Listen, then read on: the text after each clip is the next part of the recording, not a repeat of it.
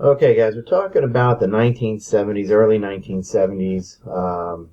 Richard Nixon is the president, um, and he's not the president for long. Unfortunately, he makes some bad decisions, and it will affect the rest of his presidency. But you have to remember, during this time, we are smack dab in the middle of the Vietnam War.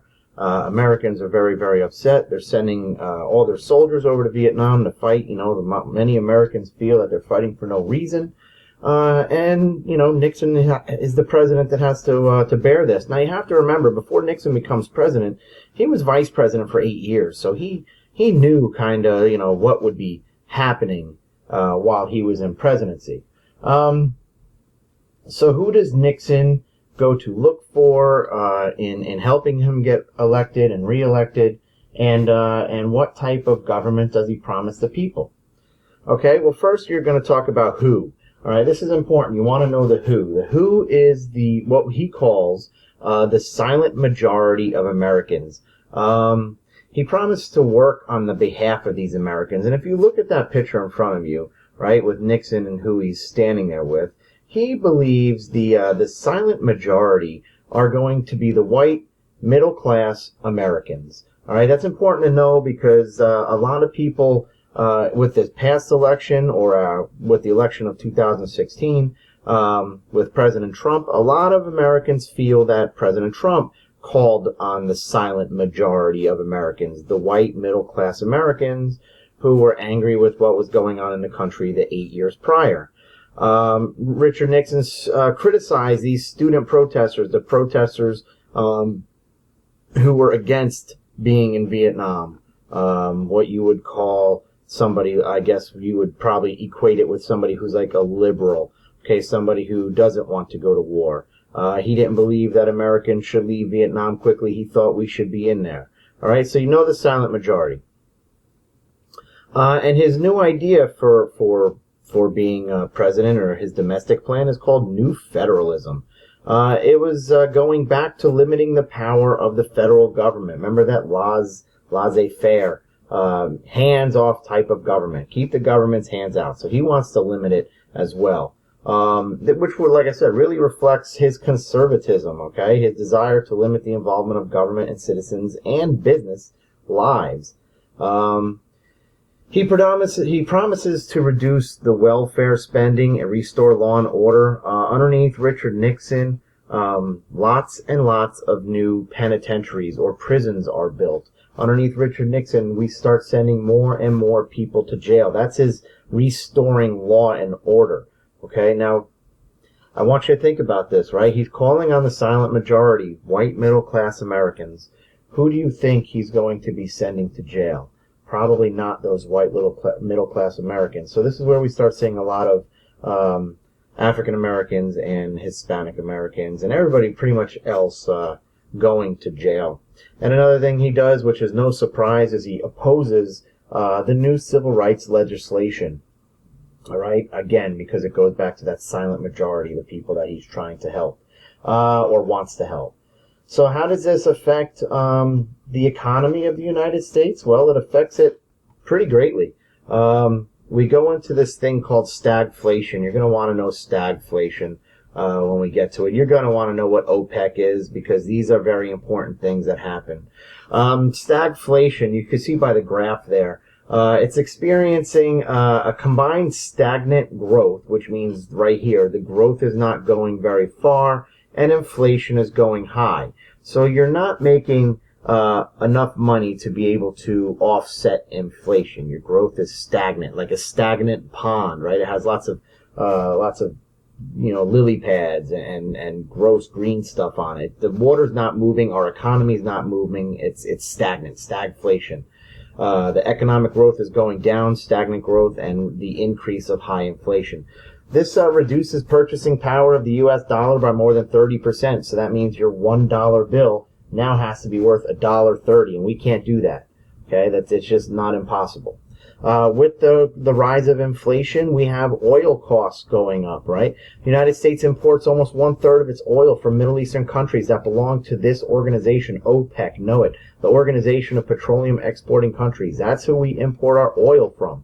And OPEC got together and planned to control the production and keep the oil prices high for Americans. They didn't like Americans.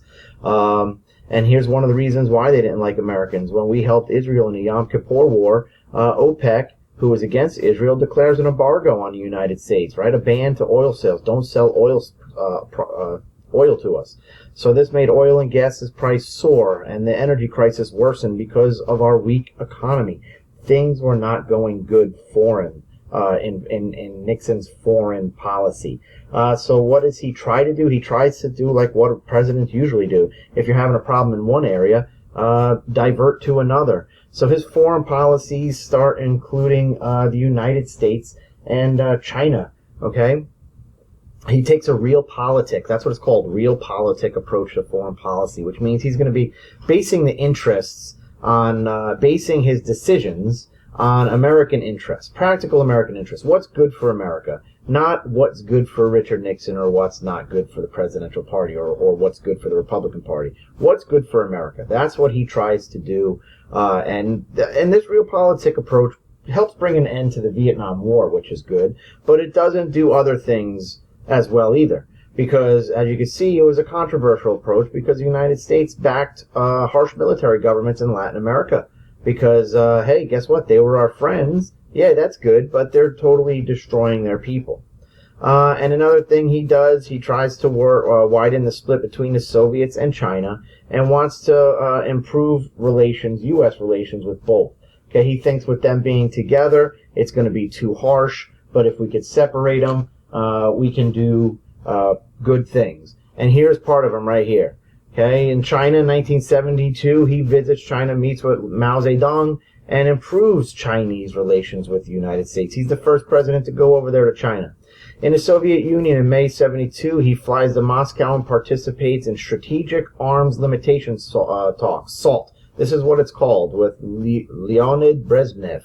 Okay, now here's what this does. It limits each country's nuclear weapons. That's important because they both have, tens of thousands of nuclear warheads. Well, Russia has about 14,000. The United States has about 17,000. They want to limit the nuclear weapon, and actually they limit the medium-range nuclear weapons program, which is good. It opens a period of detente, which is less hostile relationships between the United States and the Soviet Union. That will ultimately wind up going away in the 1980s. But we need less hostile or less hostility between the United States and the communist Russia, trying to put an end to this Cold War, trying to make sense of it all. And the United States pretty much forces the Soviet Union to start buying grain, all of our wheat from us. They purchase about 70% of the grain from the United States. So he does do a couple of things that are okay, but there's this one thing right here that he does super, super bad for his presidency. It's called Watergate. You need to know Nixon. You need to know Watergate. June 17th, 1972, 5 men were arrested while breaking into this compound right here, which is the Democratic National Committee offices in Watergate. Remember, Nixon was a Republican. These burglars, they posed as like plumbers, and they carried cameras and recording equipment. They put bugs in the offices. They put bugs on the phone so Nixon can hear what they're saying. And police discovers this link. It was leaked between the burglars and Richard Nixon. And at first, Nixon says, I don't know anything about this. I don't know anything about what's going on.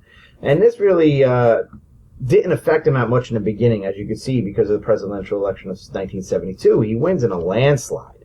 And usually when things are, when presidential elections are going on, other things kind of die down, and which is the same case as this.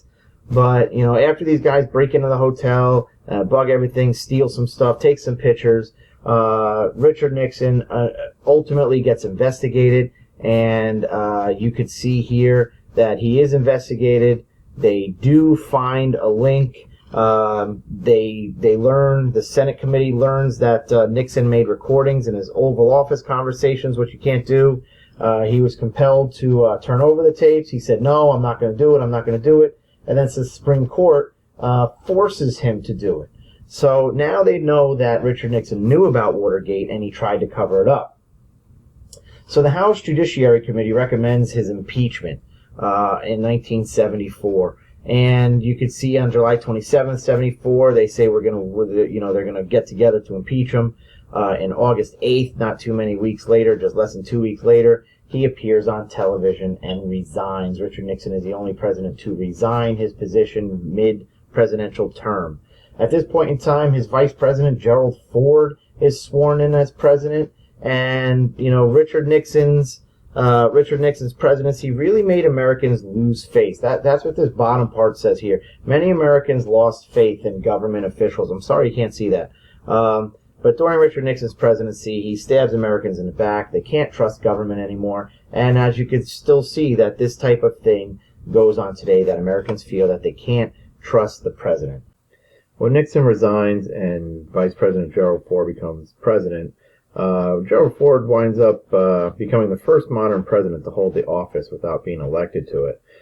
He lost some public support after he got into office when he granted Nixon a full pardon or forgiveness, freedom for his punishment of the Watergate scandal.